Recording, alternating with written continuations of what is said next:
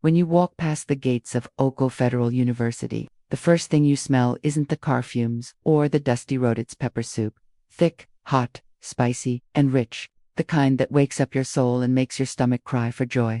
That smell, that's Mama Nkechi. She's not just a food seller, no. She's a mother, a comforter, a friend to the hungry. Every afternoon, under a faded yellow umbrella near the main gate, she sets up her pot, the big one with the black bottom that's seen more fire than a church altar, with her head tie neatly tied and her wide waist moving, with purpose. Mama Nkechi ladles soup into bowls, plates, even plastic bags. Her voice sings over the bubbling broth. Who go chop, come. Oh, Mama Nkechi Day, here for Una.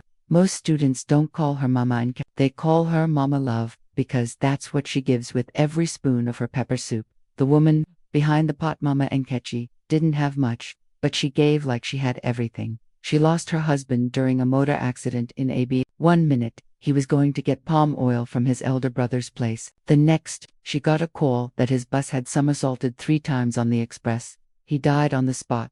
That was 10 years ago. She had 3 children, 2 boys and a girl. And when they couldn't afford school anymore, she turned to what she knew best, cooking. Not just any cooking. She had a secret, a recipe passed down from her grandmother in a moa, kind of pepper soup that could heal heartbreak and give you hope. Goats, meat, catfish, dry scent leaf, yuta seeds, and something she never told anyone. Maybe it was love, maybe it was faith, but everyone agreed Mama Nkechi's pepper soup tasted like home. The boy who never paid heed first came on a rainy Tuesday, skinny, so skinny, like hunger had beaten him since birth. His lips were dry, and his shoes had holes like a begging plate. But his eyes, those eyes, sharp, bright, like someone who had fire inside but no match to light it. Madam, he whispered, please. I never chopped since yesterday. Mama Nkechi didn't ask questions. She simply scooped the soup, added extra meat, and passed it to him. No worry, eat. He blinked. But, I no get money, she smiled. Money, no day cook soup. Eat, my son. That's how it started. His name was Chuka, second-year computer engineering. He came almost every day. Sometimes he'd try to help wash plates or lift buckets of water. Sometimes he brought nylon bags filled with bread he got on credit and shared with others, but he never had money, and Mama never asked. God go bless you, Mama, he always said, licking his fingers. She would laugh. I know they cook for God's blessing. I cook because pickin' no suppose, sleep hungry. The struggles behind the smiles, what most people didn't know, was that Mama Nkechi herself sometimes went to bed hungry. She would sell from morning till evening, only to count her earnings and find that half was gone from feeding students who couldn't pay. But she never complained. Her daughter, Adaze, once said, Mama, we don't have enough. You can't feed the whole university. Mama Nkechi only replied, but I can feed one, and then another, and then another. That's how God feeds us too. She wore that faith like a rapa tight and unshaken. Even when her son fell sick and she couldn't afford the hospital bills, even when her landlord gave her quit notice, even when Adaze dropped out of nursing school to cell phone accessories, Mama never stopped cooking, because she believed that God would remember her. She just didn't know when. The promise one evening, as the sun dipped behind the orange rooftops, Chuka sat on a wooden bench beside her. Mama, he said quietly, I go make one day. She looked at him, smiling. I know, I swear. If God bless me, I go build you restaurant. Big one. Air condition. Menu, uniform, everything. She chuckled. Just finish school first, my son. Pepper soup, no day run. Chuka nodded. But remember, my promise. I go. Remember Chuka. That was the last time she saw him. The disappearance the next semester came. Chuka didn't. Rumors flew. Some said he dropped out. Some said he traveled to Lagos to chase tech money. Others said he was working at a cyber cafe, learning coding, and staying up all night with generator noise and Gory by his side. Mama worried, but she knew she couldn't hold him back. Life was calling. Still, every time she stirred her pot, she hoped to see his face again. She never did. Years passed. New students came. Some paid, some didn't. She kept feeding them all. Her wrinkles deepened, but her smile never faded. And then one day, everything changed. The black Jeep. It was a Tuesday, hot, dusty. The generator at the kiosk beside her had just died. Mama Nkechi was fanning herself with a piece of cardboard when a black SUV shining like wet charcoal pulled up in front of her stand. She didn't look up at first. People in big cars didn't stop for pepper soup.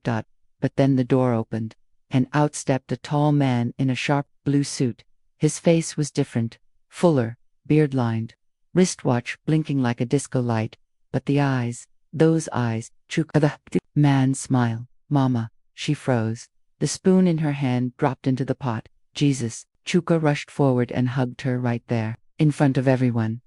Students stopped to stare, drivers paused. Even the Suya man across the road forgot to turn his stick. Mama, Chuka whispered, I told you I would come back. Her hands shook as she held his face. My son, I made it, Mama. I built something, an app, investors. Now we're in 5 countries. But I came home for you. She was crying. He was crying. Even the air around them seemed to pause. That day, the pepper soup sold out faster than ever, not because people were hungry, but because they wanted to be close to something real, something beautiful. Chuka didn't just come back with words. He came back with a plan. The tech billionaire came back from Mama Nkechi. By the next morning, half the university had gathered around her pepper soup spot. Some came to buy, some just came to see if it was true. And there she was, Mama Nkechi, in her simple wrapper and slippers, still pouring soup with her old wooden spoon, even though her life had changed overnight. But let me take you back to what happened. Just after Chuka hugged her, Chuka sat beside her pot, ignoring the dust and noise around them. His clean white shirt didn't match the rough bench, but he didn't care. Mama, he began, everything I am today started with that one bowl of soup you gave me. She laughed through tears. It wasn't just one. Oh, he grinned. True, but that first one. You gave me food when I was nothing, not even a kobo in my pocket. Just hunger and dreams. She looked at him, wiping her eyes with the edge of her wrapper. You were always destined for something great. I just gave you small fuel. He smiled. Well, now I want to give you a full tank. She didn't understand, at least not yet. 3 days later, 2 men in suits came to her house with Chuka. They carried papers, maps, and something she had never seen before. Tablet, Mama. Chuka said, I bought land, right at the university junction. Her eyes widened.